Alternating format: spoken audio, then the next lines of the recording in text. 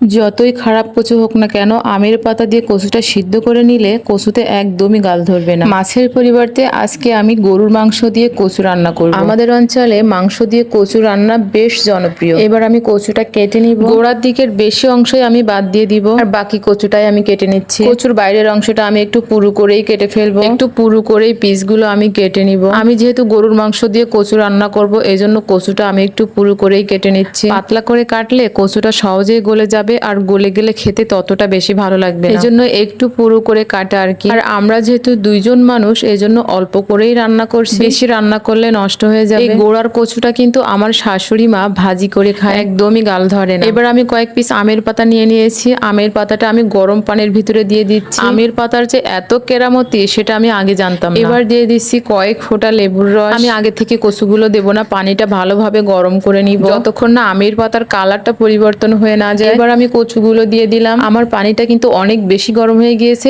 এবং আমের পাতার কালারটাও চেঞ্জ হয়ে গিয়েছে। দিয়ে দিলাম অল্প করে লবণ। আমি কিন্তু বেশি সিদ্ধ করব না, একটু শক্ত থাকতেই নামিয়ে ফেলেছি। কচুটা আমি সুন্দরভাবে পরিষ্কার করে ধুয়ে নিয়েছি। এবার আমি কড়াইতে তেল দিয়ে দিলাম, দিয়ে দিব পেঁয়াজ কুচি। পেঁয়াজটা একটু ভালোভাবে লাল লাল করে ভেজে নিব। কচু কাটার পর আমার হাতটা এত বেশি চুলকাচ্ছে, তারপরেও বিশ্বাস ছিল কচু রান্নার পর গাল ধরবে না। এবার দিয়ে দিলাম আদা রসুন বাটা। আমি আগেও অনেকবার কচু রান্না করেছি আমের পাতা দিয়ে সিদ্ধ করে, একদিনও কচুতে গাল ধরে। দিয়ে দিলাম শুকনা মরিচ বাটা। মশলাগুলো আমি ভালোভাবে একটু কষিয়ে নিব। এবার দিয়ে দিলাম লবণ। এবার দিয়ে দিব গরুর মাংস। গরুর মাংসগুলো আমি একটু রান্না করে নিব। আর এই আমের পাতা দিয়ে কচু সিদ্ধ করার ব্যাপারটা আমি যখন প্রথম শুনেছিলাম খুবই অবাক হয়ে গিয়েছিলাম। দিয়ে দিলাম হলুদের গুঁড়া। এবার ভালোভাবে একটু কষিয়ে নিব। এবার দিয়ে দিচ্ছি একটু লেবুর রস। লেবুর রসে কিন্তু টেস্টটা অনেক গুণ বেড়ে যাবে। এবার গরুর মাংসটা একটু ভালোভাবে কষিয়ে নিয়ে একটু পানি দিয়ে দিব সিদ্ধ হওয়ার জন্য। মানে আমি কোনোভাবেই বিশ্বাস করতে পারছিলাম না যে আমের পাতা দিয়ে কচু সিদ্ধ করলে কচুতে গাল ধরে না। আসলে সত্যি নিজে রান্না করেই দেখেছি আমের পাতা কিন্তু ম্যাজিকের মতো কাজ করে। আর আপনারাও চাইলে একটু পরীক্ষা করে দেখতে পারেন।